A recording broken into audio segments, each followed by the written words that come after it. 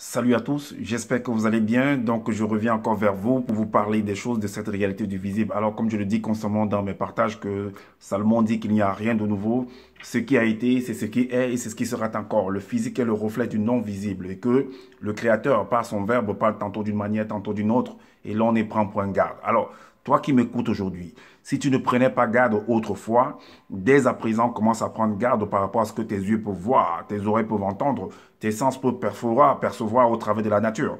Analyse bien la situation, retiens ce qui est bon et transmets-le également à tes enfants afin qu'ils puissent sortir de l'ignorance. Parce qu'il y a une formule qui dit: l'homme, la femme, l'enfant, l'être, la créature périt faute de connaissance. Donc, il est primordial pour nous de pouvoir fusionner avec le savoir afin d'avoir une meilleure visibilité des choses. Alors, nos pères, nos mères, dans les temps d'autrefois, ont toujours eu à appuyer leur dit, pas des métaphores, pas des énigmes, pas des paraboles, pas des dictons. Est-ce que vous comprenez? En utilisant les éléments de la faune et de la flore, ils ne peuvent pas aller au-delà, car la loi le veut ainsi. Nous sommes contenus également dans un globe où on ne peut pas aller au-delà. Alors, je reviens vers vous pour vous faire comprendre quelque chose de très, très terrible. Alors, je vais vous démontrer avec le livre de ce personnage de Zulu Lassan qui a rédigé, a copié en fait les Bibles classiques en voulant faire croire qu'il est le deuxième né de la création, qu'il a assisté à la création, qu'il est le sauveur de l'humanité, et ainsi de suite. Tous ces titres qu'il a pu se donner pour venir tromper les gens afin de les stocker de l'argent. Car cet homme, c'est un escroc. Je vais vous prouver, en fait, que Moïse, dont il a mentionné dans sa Bible, dans son livre qu'il a écrit, qu'il a copié un peu de partout, qu'il va vous démontrer par lui-même que Moïse était un noir et que ce Moïse-là était un adorateur en fait d'idoles, un adorateur un pratiquant de vaudou, un adorateur de Mami Wata, quelqu'un qui se postinait devant les statuettes. Est-ce que vous comprenez? Alors, on va aller tout simplement premièrement dans le livre de Jérémie pour vous montrer, pour vous exposer quelque chose. Alors, Jérémie va dire un truc. Jérémie dit là-dedans, au chapitre 1, dans son livre, chapitre 1, à partir du verset 54, on va lire à partir du verset 54. Il est dit que maintenant, ainsi parle l'entité. Le verset suivant: n'apprenez pas la conduite des blancs et des sangs mêlés, selon ce que lui il écrit, hein, donc je ne fais que lire. Ne soyez pas terrifiés par les signes du ciel, du fait que les blancs et les sangs mêlés en sont terrifiés. La religion inventée des non-initiés est vanité, rien de plus.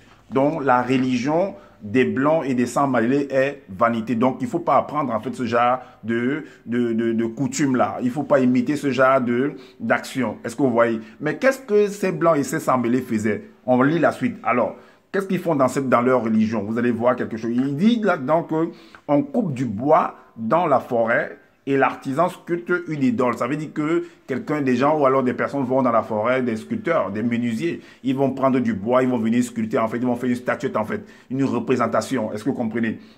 Et on l'embellit d'or ou d'argent. On doit la fixer avec un marteau et des clous pour qu'elle tienne bien droite. Ces faux dieux, et on appelle ça des faux dieux, en fait. Alors, les vrais dieux, c'est les qui? Alors, ces faux dieux ressemblent à un poteau massif. Ils ne parlent pas. Il faut bien qu'on les porte, puisqu'ils ne peuvent pas marcher. N'ayez pas peur d'eux, car ils ne peuvent faire aucun mal. Ils sont même incapables de faire du bien. Est-ce que vous comprenez? C'est ce qu'on fait, c'est ce que Jérémie est en train de déclarer. Allons voir donc si est-ce que la recommandation qu'on avait donnée à Moïse, puisqu'on dit ici que l'entité, ainsi parle l'entité. Mais vous allez comprendre que l'entité également a parlé à Moïse de façonner quelque chose. L'entité dit ici, dans le livre de Jérémie, dans le manuel de ce monsieur de Zulu Lassan là, que voilà, ne faites pas, n'imitez pas ce genre de cette façon de faire. Mais cette entité-là va dire à Moïse de faire plutôt, donc c'est quand c'est Moïse qui vient dire, c'est là où nous on doit pratiquer ça. Voilà ce qu'il demande à Moïse. Moïse, en fait, pour comprendre, parce que c'était un homme noir, selon ce qui est écrit ici, que Moïse était un noir. Pourquoi je le dis? On va dans Exode, dans le livre toujours de ce monsieur de Zulu Lassan là, il est dit que, au chapitre 2, verset 1, il dit: il y avait une très belle femme noire, initiée, qui mit au monde un très beau garçon noir par l'intervention de l'entité en charge des naissances. Donc c'était un noir. Est-ce que vous comprenez? Alors, qu'est-ce que l'entité va lui recommander de faire? Parce que on nous fait comprendre, il fait comprendre que Moïse, à un moment donné de sa vie, il est parti sur la montagne, sur une montagne, et là-bas, l'entité lui a parlé. L'entité lui a recommandé de faire un truc. Et voilà, allons voir. Au chapitre 13 de ce même livre-là, le titre c'est l'Arche de l'Alliance. On veut lui demander, pour faire une Arche de l'Alliance, il faut faire quoi? Mais il faut bien sûr aller dans la forêt et couper du bois. Ou alors prendre fabriquer, prendre des métaux, des minéraux et fabriquer par exemple, si soit c'est le fer, et faire fondre les choses et voilà, et arriver à avoir du fer. Ou alors aller dans la forêt et prendre du bois pour pouvoir fabriquer des choses. Au chapitre 13, il est dit, du verset 1, il est dit, les entités ajoutèrent et dirent, deux points, tu fabriqueras, on demande à Moïse de fabriquer quelque chose.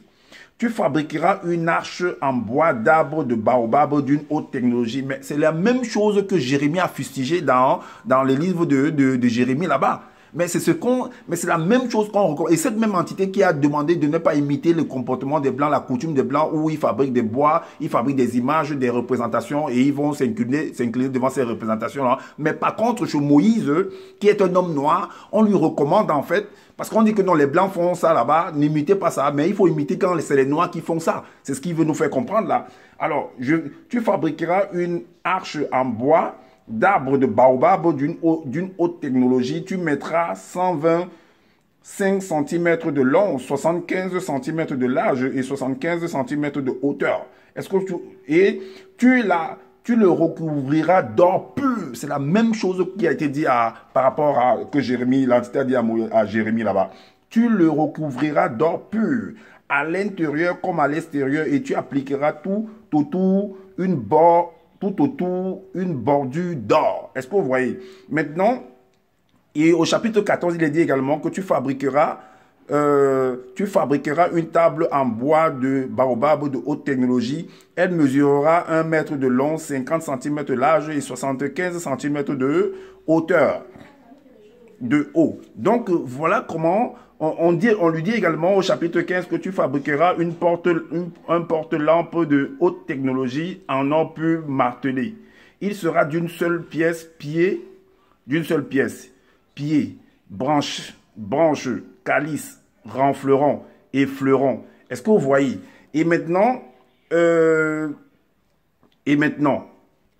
également au chapitre 17, on dit, toi Moïse, tu fourniras de l'huile très sainte aux élus, afin que tous les soirs, leur lampe soit allumée. Donc, vous voyez très bien que même le verset, en fait, 16, là, c'est la demeure sacrée.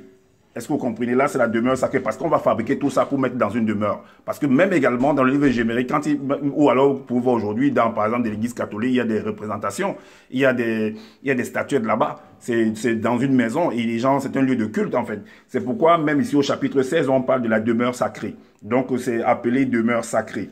Est-ce que vous comprenez? Donc, c'est un lieu de culte.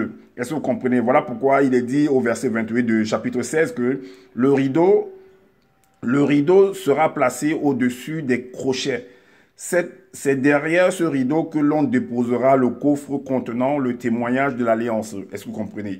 Le rideau servira ainsi de séparation entre le lieu saint, lieu où résident toutes les entités spirituelles du grand ordre des choses, et le lieu très saint, lieu où les deux manifestaient avant la nôtre. Donc, on vous montre en fait que après avoir fabriqué ça, ils vont mettre ça dans une maison. C'est un lieu de culte en fait. Est-ce que vous comprenez? Donc, le livre de ce monsieur de Zululassan montre encore que Moïse lui-même, pendant que l'entité recommande à Jérémie de dire au peuple de ne pas imiter la coutume des Blancs et des Sans-Mêlés selon son livre, et cette coutume qui